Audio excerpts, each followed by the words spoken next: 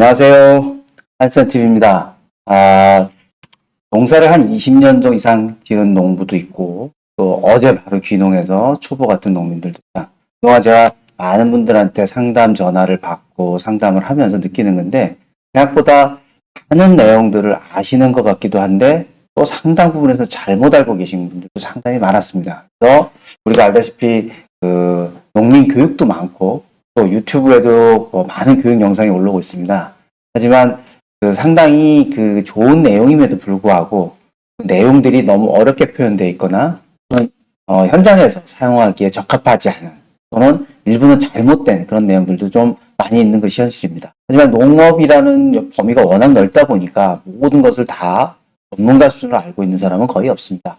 저 역시 농대를 졸업하고 병이나 해충, 농약회사에서 많은 근무 경험을 갖고는 있지만 저 역시도 사실 국한된 영역에 대해서만 알고 있을 뿐이지 농업의 참 넓은 범위를 다 알 수는 없습니다. 하지만 현장에서 많은 분들이 실수를 하고 계시는 그런 부분들에 대해서는 그래서 누군가는 좀 고쳐드리고 올바른 사용 방법이라든가 올바른 이론을 알려드리는 것이 필요할 것 같아서 오늘부터 저희 한스연 TV에서 초보 농부반을 개설했습니다.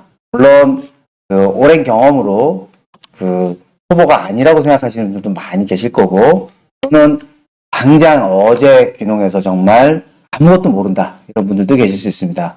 초보 농부반은 기본적으로 아무것도 모른다. 저 역시도 아무것도 모르는 상태에서 공부했다는 그런 기분으로 초보 농부반을 개설해서 운영하고자 합니다. 그래서 관련 내용들을 매일 하나씩 새로 올리고 꼭 어떤 순서대로 보실 필요는 없습니다. 하나하나를 그냥 편안하게 보시고 많은 농사 짓는데 많이 도움이 되셨으면 하는 취지에서 초보 농부반을 개설해서 운영하는 겁니다. 오늘은 첫 번째 순서로 만능 영양제 아미노산이라고 해서 저희가 오늘 설명을 드릴까 하는데요. 앞에 제가 붙여드린 만능 영양제다. 아미노산은 흔히들 많이 써보셨는데 이게 왜 만능 영양제냐라고 생각하시는 분들이 있을 텐데요. 아미노산만 제대로 알고 사용하셔도 초보 딱지를 바로 뗄 수 있습니다. 그만큼 아미노산은 상당히 효과도 탁월할 뿐 아니고 갖고 있는 기능도 어마어마하게 큽니다. 그러면 왜 만능 영양제라고 부르는지 아미노산이 왜 만능 식물 영양제라고 불리는지 그 이유를 보여드리겠습니다. 아미노산은 18가지 필수 아미노산으로 구성되어 있습니다. 보통 우리가 생각할 때 아미노산 하면은 큰 말통에 가져다가 주면은 생육만 좀 좋아지고 또 어떤 농약의 약해가 왔다든가 저온에 의해서 어떤 생육 장애가 왔을 때 아미노산제를 주게 되면은 효과가 참 좋았다. 그래서 생육을 개선시켜 준다라는 차원에서 효과도 좀 빠르게 나타나는 거고요. 그러다 보니 아미노산이 한 가지 그냥 아미노산이라고 생각하시는 분들이 계신데 아미노산은 18가지의 필수 아미노산들로 구성되어 있습니다. 또 사람에 따라서는 20가지가 넘는다고 주장하시는 분들도 있습니다. 하지만 기본적으로 알려져 있는 것은 18가지 아미노산. 그래서 아미노산 한 가지가 아니고 일단 18가지다 라는 것이 중요한 내용이고요. 그러면 그 18가지가 어떤 기능을 하는지를 좀 살펴볼 건데요. 보시다시피 참 많은 여기에 보면은 많은 아미노산들이 나열되어 있는데요.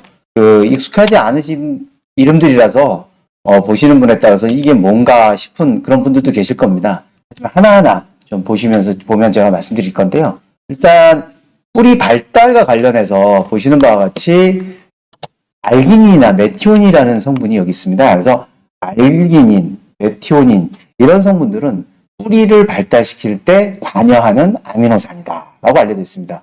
그래서 아미노산이 이런 알기닌, 메티오닌 이런 식의 개별 이름으로 불리는 건 아마 들어보신 적이 없으실 겁니다. 하지만 요걸 들어가기 전에 저희가 매일 드시는 분들이 많을 거라 생각하는데 비타민 종류를 종합 비타민을 매일 드실 거예요. 저도 오늘 아침에 먹고 나왔는데요. 종합 비타민이라고 하면 우리가 생각할 때 비타민이 다른 이름일까 생각하지만 비타민은 바이탈 더하기 아민이라는 두 가지의 글자가 합쳐져서 바이탈 아민을 합쳐서 비타민이라고 했습니다. 바이탈은 뭐냐면 생명에 아주 중요한 생명을 유지하려면 반드시 있어야 되는 그런 물질을 뜻하는 게 바이탈이고요. 아민은 아민기라고 해서 NH2가 붙어 있는 것을 아민기라고 합니다. 이 아민기가 붙어 있는 가장 대표적인 물질이 아미노산이에요. 그래서 어떻게 보면 아미노산이 바이탈아민, 즉 비타민의 원조라고 생각하시면 됩니다. 그래서 우리가 비타민 C나 비타민 D 뭐 여러 가지 먹고 있죠. 근데 우리가 몸에 안 좋을 때 많이 먹는 비타민들 중에 상당수가 아미노산이 기초입니다. 그러다 보니 식물한테도 아미노산은 만능 영양제가 될 수가 있죠. 그래서 우리가 비타민 A를 먹으면 어떤 효과가 있고, B를 먹으면 어떻고, C를 먹으면 어떻고, 뭐 어떤 경우에 감기 걸렸을 때 비타민 C를 좀 많이 먹어줘라라든가, 아니면 뭐 어떤 분들 비타민 D가 부족하니 그거를 복용하라든가 이런 얘기를 하듯이 식물한테도 그런 기능을 하는 비타민류가 존재하는 거고, 그런 아미노산을 그 기능별로 나눠볼 때 지금 보여드린 이런 표와 같은 모습이 될 수 있는 겁니다. 그래서 뿌리를 발달시키려면 알기닌산이 상당히 중요하다. 그리고 많은 부분에서 식물이 스트레스를 많이 받았을 때는 프롤린이나 라이신, 글루타믹산, 시스테인, 말린, 세린 이런 류의 제품들, 이런 류의 아미노산들이 상당히 스트레스 극복에 도움을 준다. 제가 지금 말씀드린 이 모든 내용들은 제가 증명하는 것이 아니고 전 세계 이 식물 생리학, 식물에 관여되는 어떤 생리학을 연구하시는 분들이 다 밝혀진 그 사실들이에요.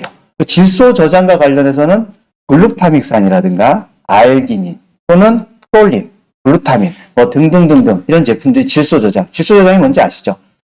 우리가 질소기를 주게 되면 질소를 저장해서 아미노산이라든가 아미노산이 포함된 다른 물질한테 질소 저장이 필요합니다. 그다음에 식물 호르몬 제품으로도 호르몬제를 사용하시는 분들도 있겠지만 식물이 그 스스로가 호르몬을 만듭니다. 그 식물 호르몬을 만들어서 자기 생장에 이용하게 되는데 그때 기본적으로 트립토판이라는 물질과 메티온이라는 이 아미노산 물질들이 식물 호르몬이 되기 위한 전구 물질, 즉 이 물질들에게 있어야 그 다음 변환을 통해서 호르몬제가 만들어집니다. 제가 알기로 트립토판은 오옥신의 전구 물질로 알고 있습니다.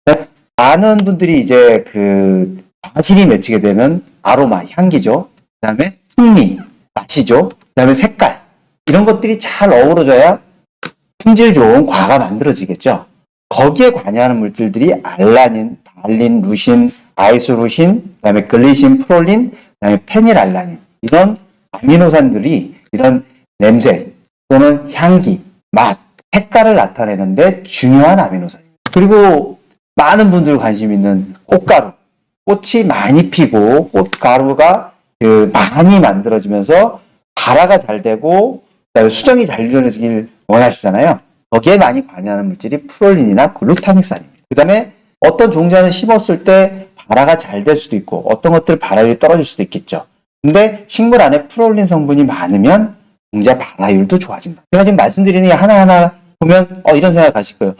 이런 효과가 있으면 그런 아미노산을 골라서 주면 참 좋겠네. 그렇죠. 골라서 주면 참 좋습니다. 하지만 아쉽게도 이런 아미노산 하나를 골라서 줄 수는 없습니다. 각각의 내용들은 상당히 방대하고 어려운 부분들도 있어요. 그래서 제가 순차적으로 말씀드려 나갈 테니까 앞으로 저희 그 한스젠 TV에서 운영하게 되는 후보 농구방에 구독 신청해 놓으시고 꾸준히 제가 올리는 글들을 차례대로 보시다 보면 아미노산에 대해서 정말 전문가 수준으로까지 올라오실 수 있을 겁니다. 작물에 따라서 광합성이나 엽록소의 강화가 필요할 때는 알라닌이나 글라이신, 글루타믹산, 프롤린들이 중요하고요. 합성대사. 합성이라는 것은 식물이 광합성을 해서 만들어서 대사물을 만들어내는 합성대사에 관여하는 물질이라고 하는데요. 합성대사물을 많이 만드는데 영향을 주는 것이 글리신, 글루타믹산, 아스팔틱산 등입니다. 그 다음에 항산화제. 사람도 마찬가지고 식물도 마찬가지고 산화되면 늙는 거예요. 늙는다는 건 죽어가는 거죠. 그러니까 세포가 서서히 죽어가는 거죠. 항산화 물질이 많으면 죽지 않고 상당히 건강하게 젊게 싱싱할 수 있는 거죠. 그래서 항산화 물질과 관련되는 그런 아미노산은 시스테인, 트립토판, 라이신, 히스티딘, 메티오닌, 트리오닌 등 이런 등등의 물질들입니다. 그다음에 삼투압 조절. 삼투 조절이라고 하면은 기공을 열어준다든가 아니면 뿌리에서 물을 끌어들여서 식물이 정상적인 삼투에 의해서 증산작용을 한다 그러죠. 그 증산작용을 조절할 수 있는 기능, 그 기능이 삼투 조절인데요. 프롤린이 역시나 그런 역할을 합니다. 그리고 앞서 말씀드린 기공을 열거나 닫을 수 있는 물질. 기공을 열거나 닫는데 가장 기본적인 물질은 칼입니다. 칼리라고 되어 있는 그 K. 그게 기공을 열 때, 닫을 때 관여하는 기본적인 이온이고요. 그거 외에 유기물로서 관여하는 것들이 알라닌, 글루타민산, 라이신, 프롤린, 메티오닌 등입니다. 보시다 보면 참 중복적으로 프롤린이라는 이름이 참 많이 나오죠. 프롤린. 이 물질은 상당히 많은 것에 관여한다고 볼 수가 있고요. 그 외에도 글루타믹산 이 물질도 많이 얘기가 나옵니다. 그다음에 호르몬 물질이었던 트립토판 이런 물질들이 많죠. 그래서 이런 물질들이 많으면 스트레스도 적게 받게 되고 바질의 향기나 색도 좋아지고 냉해가 오더라도 냉해를 이겨내고 꽃이 수정도 잘 일어나고 착과도 잘 일어나고 그리고 노화나 이런 걸 또 억제해서 저장성도 좋게 해주고 그다음에 수분이 부족하거나 가뭄이 왔을 때 또는 너무 습해가지고 기공이 열려도 어떤 증산작용이 일어나지 못할 때 그럴 때도 삼투 조절을 할 수 있는 능력들 이런 것들을 다 아미노산이 도와줄 수 있어요. 그러니까 아미노산이 왜 만능 영양제라고 하는지 이 내용만 보시면 아실 수 있을 겁니다. 이렇게 좋은 만능의 아미노산 제대로 알고만 쓰실 수 있다면 초보딱지 뗄 수 있습니다. 자, 오늘 첫 순서는 여기까지만 하고요. 좋아요랑 구독 누르시는 거 잊지 마시고요. 다음 시간에 만나 뵙겠습니다. 감사합니다.